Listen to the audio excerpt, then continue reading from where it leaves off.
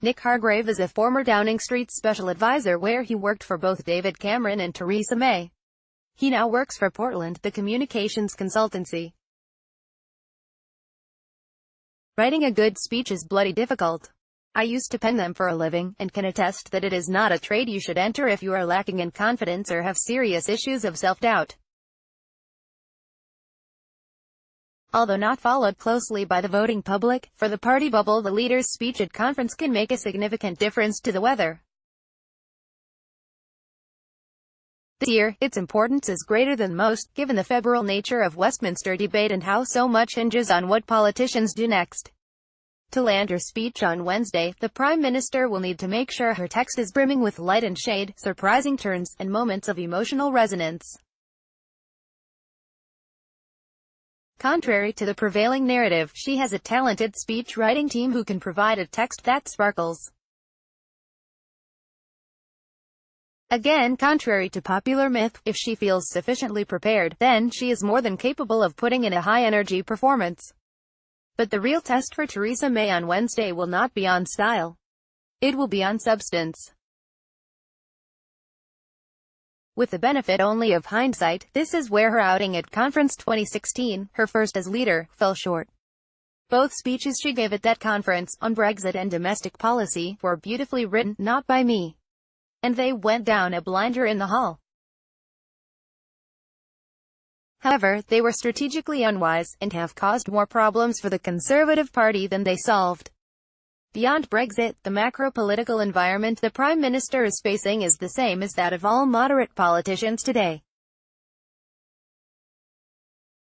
The displacing effects of global 21st-century capitalism mean that trust in the settled model of political economy is low. However, an era of instant communications means that the demand for quick solutions is high. Into this dynamic, the demagogue has stepped with promises of a perfect world, if only we are so brave as to vote for it. Although it is not politically correct to say so, and you deny their legitimacy at your peril, there are traces of this in the success of the Leave campaign and Jeremy Corbyn. The Conservative Party will never be able to compete on these terms. We believe that change is good, and reinvigoration of tried and tested systems is often needed. Our method is moderation, the clue is in our name. We are skeptical of textbook ideology because life is more complicated than that. We abhor disruptive moments, because they put the things we value most at risk. Margaret Thatcher, often mischaracterized as an ideologue, understood this better than anyone when she said in 1979 that conservatism is not a recipe for an easy or a perfect life. But it sets out a broad framework for the recovery of our country, based not on dogma, but on reason and on common sense. That is how conservatives win elections. We give credit to the intelligence of the electorate and deliver sound economic management with measurable impacts on jobs, wages and public services.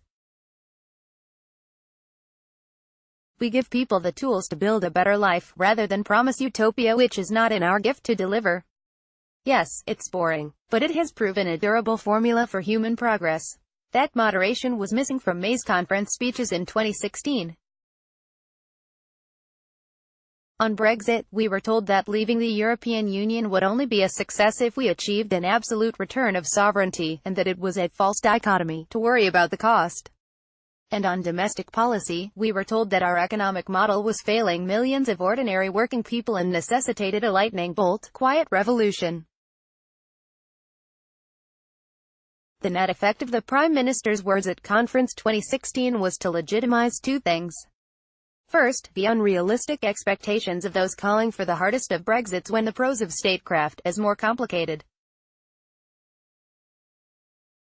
Second, the argument of Jeremy Corbyn that the economic system is completely broken and without redemption, which does not stand up to scrutiny, and is politically unwise given we have been in office since 2010. Through this frame, you can better interpret the Prime Minister's difficulties since calling the 2017 general election. So what should the May say this year? Clearly it needs to be more inspiring than, "What do we want? Incremental change." When do we want it? Now, I would start with a dose of realism. It will win permission to be heard. Although the decision is one for MPs and members, it is possible that the Prime Minister will not be leading us into a putative election in 2022. She should show measured vulnerability to address this elephant in the room. She serves at the pleasure of the party and the country. She is not interested in doing the job for ego, status or glory. Her only concern, while others shirk, is to do her duty for as long as people are willing to put their faith in her. She should challenge the party to focus on a slog to the next general election, whether under her or a successor. Remind them that while voters might react well in the fierce intensity of a moment to a charlatan, they are wiser than you think. In the long term, they are still more likely to put their trust in someone who is delivering a consistent economic platform with tangible personal results.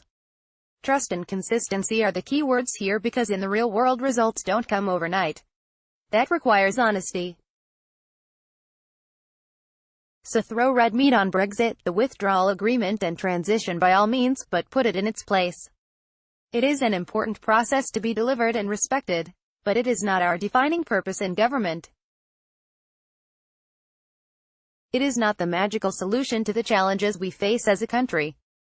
The truth is that the Conservative Party need to start focusing attention on the structural economic challenges that really drove the vote to leave and which, perversely, Brexit is masking. The Prime Minister should say this explicitly. These reforms include, but are not limited to, housing supply, upskilling people for the impact automation is having, continued reforms to education, updating our labor laws, ensuring our tax system is fit for the global digital age, and a managed immigration system that restores a sense of control amongst all this flux. That is how you build on a creditable economic record, but continue to make our party electable. A lot of water has passed since October 2016 that makes this message difficult to land and feel relevant in the face of the illusory Brexit tiger. But that is what leaders' speeches are all about. At their best, they can make the political weather, dampen enmity and set a strategic direction that delivers long-term rewards. Just words, of course. But, to paraphrase a former occupant of the Big Black Door, at important moments of history words themselves are deeds.